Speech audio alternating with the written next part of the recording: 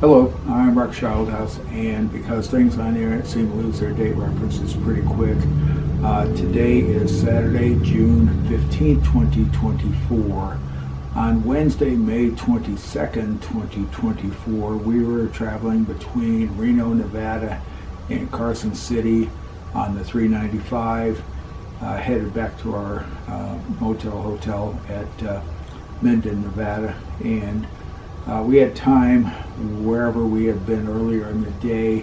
It was closed or took less time. So we're just running down the road, and on the side of the road it says Bowers Mansion State Park, I think is what it said. I never heard of it. Had nothing, no association with it. We made the right turn and drove on over. It was a surprise, and you're going to see it in the video. Unfortunately, it's closed, and I'm making this video, and it's kind of a short video. I'm making this video because what we saw, this would be a really enjoyable stop if you're in the area and you have the time. Whether it's opened or closed, much better if it's open. We talked to some of the locals in Minden and Carson City and Reno while we were on other things, and they said this is a really cool place. It is used as a state park. They do hold events there on the weekends during the summer, during the warm months. And the people we talked to that have been inside said the inside is absolutely beautiful. So we wish we would have seen it. Unfortunately, we didn't see the inside. We did see the outside, and I will tell you the outside is very, very appropriate and enjoyable. The signage, you'll see this, there's a lot of good signage around. Unfortunately, it's a little weather worn, some of the glare because of the sun, whatever else. But I tried to dissect, get my tongue wrapped around my eye teeth, can't see what I'm saying. I tried to dissect the signs and give them back as things you might be able to read, so you can pause or stop the video and read the signage. It was a really enjoyable visit. We probably spent close to an hour there before moving on because it was closed, so we could only see the areas that were open, which was the grounds and the one building that we walked inside, which was beautiful. Let's get on with the video. Hope you enjoy it because we sure did. Thanks. On Wednesday, May 22nd, 2024, we were leaving Reno, not sure what we'd seen, or we were leaving the area north of Reno, whatever, and we're headed back to Minden, Nevada, which was where we were staying at the time. And between Reno and Carson City, we're traveling on the 395, and we see a sign for Bowers Mansion. Now, didn't know anything about it, and we had time. We were kind of looking for something to do, so we took a right off of the highway, and we went on over there.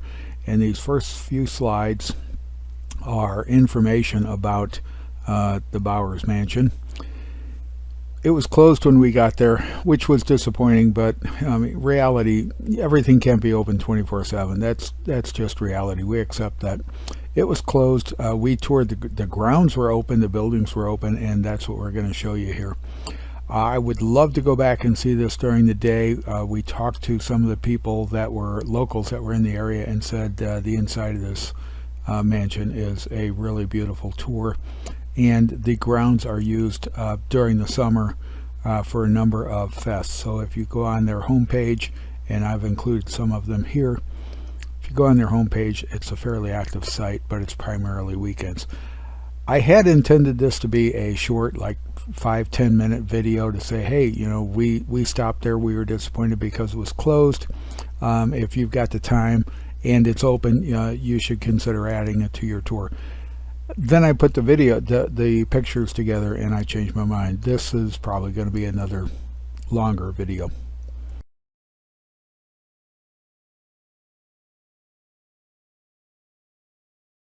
There was a lot of really good signage around the Bowers Mansion, and as you've seen as you've been scrolling through here, what I tried to do was show you the overall presentation of the signage and then break it down so that you could read it, and you can pause the video as it goes if you want to read it.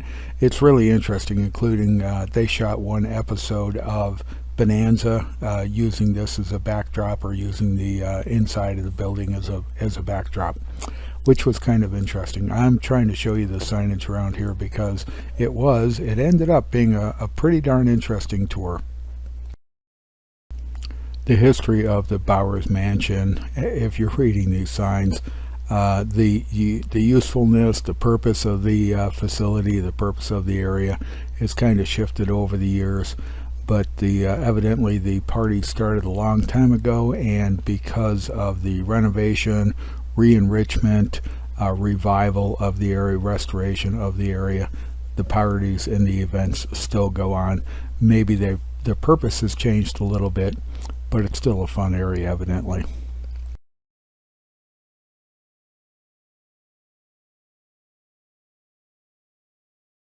Behind the mansion is this structure that you see here, and as they documented the information, they don't know exactly why it was built, they don't know exactly when it was built or who built it, but you can look by the structure. It's fairly old with a couple of new touches to it.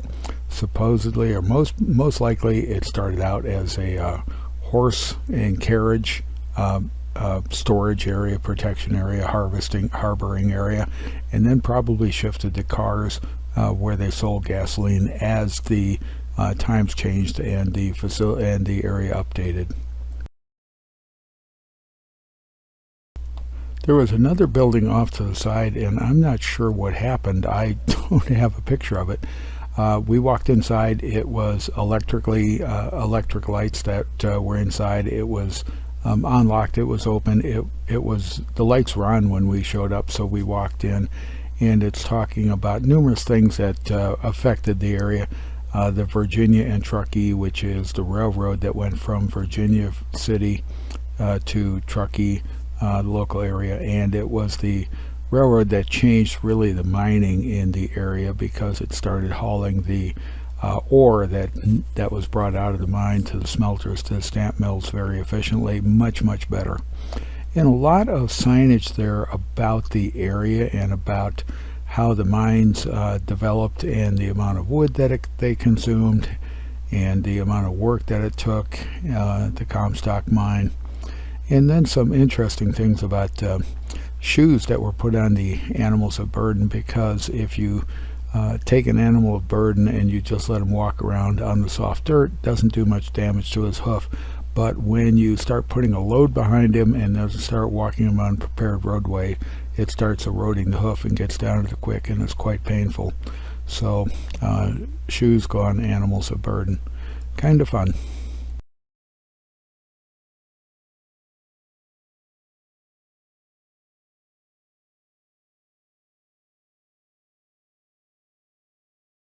This structure that we toured, the one that was open and lit, this is the woodworking in the overhead, so this was obviously restored. It looks absolutely beautiful. And a shovel that was used to dig the holes for telegraph poles, and its structure. And they talked about the original people, the first people of the valley, the Washoe Valley, and it was kind of interesting. And a rabbit drive, they're talking about a rabbit drive. So you lived off the land, and as things happened and the trades came on, basket weaving and using the reed grass that was in the area to make your life easier.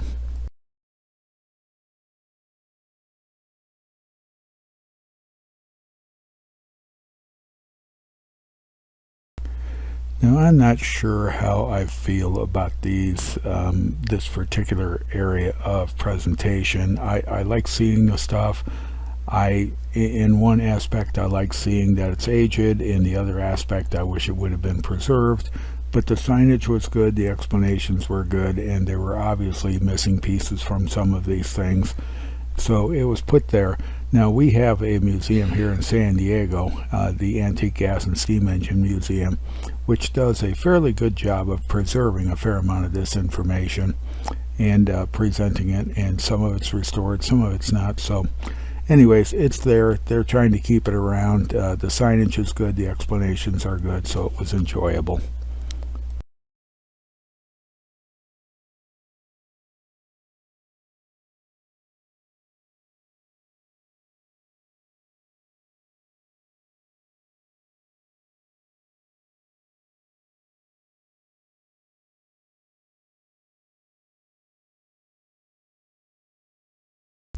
Also in the back was this huge section, crosscut section of a tree, and it was labeled with time increments, so evidently it was started about 1713. And you can see off in the back of a couple of the pictures some of the farm equipment, so it's in the back of the museum. It was kind of interesting. On this vacation, we drove from San Diego through Las Vegas to Ely, Nevada, from Ely, Nevada to Big Basin, Great Basin National Park, which is on the state line of Nevada and Utah, US 50, and then we drove back west into the Reno, Carson, Minden, Nevada area, and then drove over to Lake Tahoe, then north into Placerville, California, and then back to the Reno, Carson City area, and then proceeded back south through Lone Pine, California, back to San Diego County. During that trip, we saw a lot of burned out forest. It was amazing how much forest acreage we saw that had been burned out, and it was, from looking at the condition of the trees and the ground, it looks like some of these burns were many years ago. As I said, the Bowers Mansion was closed when we got there, so there's a root cellar, the visitor center, the door is identified, the entrance is identified. We couldn't get in, it was obviously closed. Well, it does turn out to be a short video, and I will tell you that we really enjoyed our stop at the Bowers Mansion, and it was a fluke. Just saw it on the highway, made the turn, visited. We wished it had been open while we were there. The structure of this building is absolutely beautiful. The grounds are in very nice condition. The signage is good.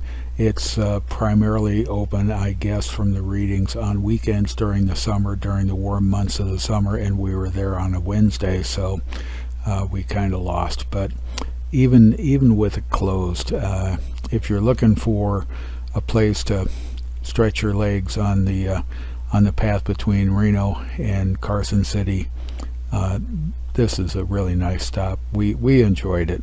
Thanks for watching. Hope you enjoyed it. Hope you add this to your trip if you're in the area.